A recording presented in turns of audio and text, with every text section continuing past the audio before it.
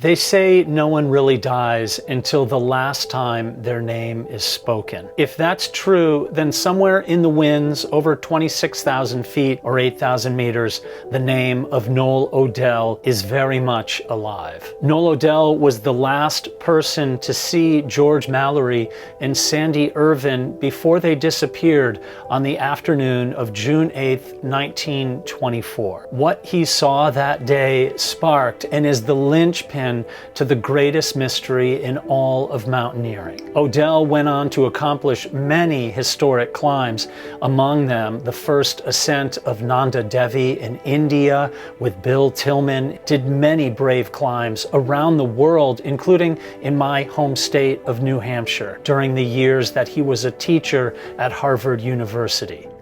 This week, I held the boots that Noel Odell wore on that fateful expedition in 1924 on Mount Everest. I also held one of the few remaining oxygen bottles of the nearly 100 that were originally brought on that expedition, and I held his climbing rope, identical to the rope that was found around the waist of George Mallory when he was discovered in 1999.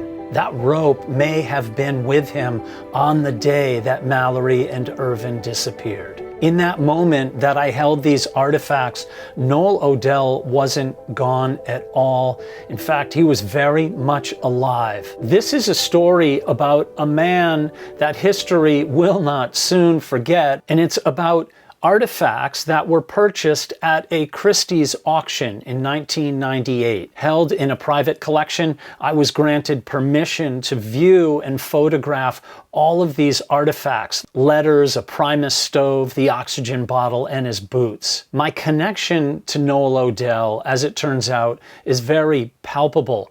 I'm the only living person to have looked into the face of George Mallory, and I don't say that to boast. I say it because it anchors me to Noel Odell in a way that I almost can't even explain. I suppose you could say there's a quiet fraternity between people who have walked where ghosts still walk. Noel Odell was the last to see Mallory and Irvine alive, tiny figures ascending a ridge.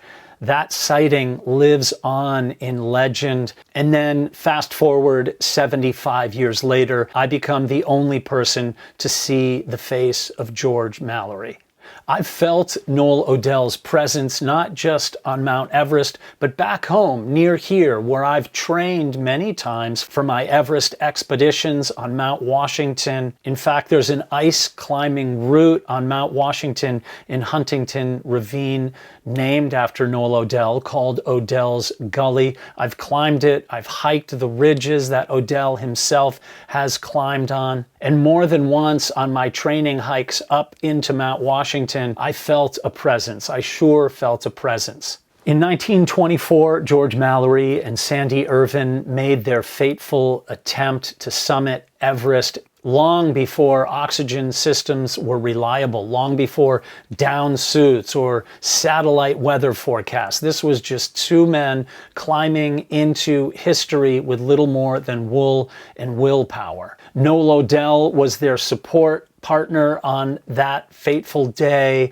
Many have said, including myself, that Mallory should have chosen Odell as his climbing partner that day. Very likely they would have survived the day. Not to be a discredit to Sandy Irvine, but his high altitude experience was extensive, and also Odell was not a big risk taker. For sure, Mallory would have been with an equal on that day. He said, at 12:50, just as the mist cleared, I saw them nearing the base of the final pyramid, moving strongly.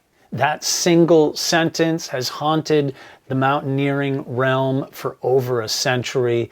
Did Mallory and Irvine reach the summit before they vanished into the clouds? Even Odell was not completely sure exactly where he saw them. There was mist and clouds moving throughout the ridge on that particular day. So for him to actually be able to pinpoint it by memory became quite the task for him. These are not museum pieces in this video and in these photographs. These are from a private collection. Here are Odell's Everest hobnail boots. Totally fascinating to think that there's one boot left in the Royal Geographical Society of George Mallory, and then the boot found in 2024 in the post-monsoon season on the Rongbuk Glacier. That boot of Sandy Irvine's is in China now. And here is the pair of boots that Odell wore on Mount Everest. Look at the hobnails and the way he arranged them on the bottom. Each climber would have been able to put those hobnails in wherever he wanted to. And here is extra spikes that you can hammer into the bottom of the boot. Absolutely fascinating. An oxygen bottle number 11. Odell was the oxygen officer of the 1924 Everest expedition, and with this oxygen bottle was a folder detailing extensively the workings of the apparatus, diagrams, and many notes and recommendations on how to improve the oxygen apparatus, how to make it more efficient and effective in years following. And his rope, a metaphor perhaps. They say the brotherhood of the rope. I felt a strange calm, a connection to Noel Odell holding this rope and remembering the day that I was beside the remains of George Mallory, the rope that was around his waist. Fascinating to consider this rope, thin, not strong like modern day ropes. How easily might it have broken had Mallory fallen and Sandy Irvine tried to break the fall? Did the rope break in that moment? Or did Irvine have to cut that rope, Mallory below him? And among the many letters that were in these artifacts was a letter from George Mallory's wife, Ruth. 2 letters from Mallory's mother, written to Noel Odell in the months immediately following the 1924 expedition. Absolutely gut-wrenching to think of the sorrow and the pain that they must have been feeling at the time. And in these words, you can see that they are actually consoling Noel Odell himself. And as it would turn out, Odell was the one who snapped this iconic photograph on the North Col of Everest. This is the last known photo ever taken of Mallory and Irvine before they departed for the upper ramparts of the mountain, days before they disappeared. I'm not going to miss this opportunity to tell a very short story and keep the ending out of it for a future video. A couple of years before Noel Odell passed away, he had dinner in London with my mentor and dear friend Bradford Washburn, and Brad Washburn had with him a topographical map of the upper section of Mount Everest, and he asked Noel to please point out specifically where he saw Mallory and Irvine at 12:50 p.m. on June 8th, 1924. Odell, without even a moment's hesitation, pointed to a location upon the ridge, and Brad was like, "Ha! I knew it! That confirms everything I've always believed about where you saw Mallory and Irvine." My friends, that story is going to have to wait for another time. I'm currently writing about it, and I don't want to give away what I think is one of the greatest stories that I have to tell about Noel Odell and Bradford Washburn. Let me just say, it might surprise you. I often think about the idea that nobody dies until the last time their name is spoken. We are certainly keeping the names of Noel Odell, George Mallory, and Sandy Irvine very much alive in this mystery. Closer to home in 2019, as I was training to go to Mount Everest to search for the remains of Sandy Irvine on the National Geographic expedition, I trained going up the Tuckerman Ravine Trail many times. It was a multiple multiple time hike each week for me. And every time I got to this one section underneath this gorgeous tree in an area that I have fondly called Hobbit Corner, I would feel a distinct presence. It seemed like every time I went there, I could actually feel the hairs on the back of my neck standing up, and I would sometimes turn to look and see if anybody was behind me or following me. And I kept thinking to myself, this must be Sandy Irvine saying, come and find me, help free me from the upper slopes of Mount Everest. That's what was in my heart.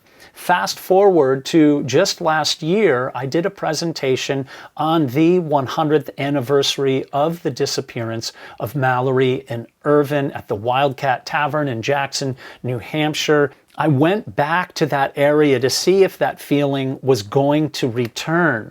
And as I was hiking up, it occurred to me, I thought, how did I not remember this? Noel Odell himself had gone up this exact trail on many occasions in the late 1920s into 1930, where he put up a route now called Odell's Gully. And I thought to myself, it's possible, if this tree is 100 years old, that he walked by this very tree, putting up brave roots that lasted for decades before the advancement in curved ice tools and crampons would come along. Perhaps, just perhaps, maybe it was Noel Odell who was speaking to me, because he was the mentor of his young protege, Sandy Irvine. Perhaps Odell had a vested interest in our success on Everest in 2019 to free the soul of Sandy Irvine from Mount Everest. Noel Odell is still very much alive, not only in the mountains of New Hampshire, but around the world, in India and on Mount Everest, of course. He may have glimpsed Mallory and Irvine for only a moment, but that one glimpse has been talked about for over 100 years. Noel Odell, indeed a legend, indeed still very much alive. I hope you've enjoyed this video. If you've enjoyed it, be sure to click the like button and share it with somebody who might find it interesting. Also, be sure to subscribe if you haven't done so already, and check out my member section for tons and tons of exclusive content that you cannot find anywhere else on this channel or anywhere else on YouTube. Thanks for being here. Do a good deed. Don't ask for anything in return. Make the world a better place, one tiny step at a time. Peace be with you.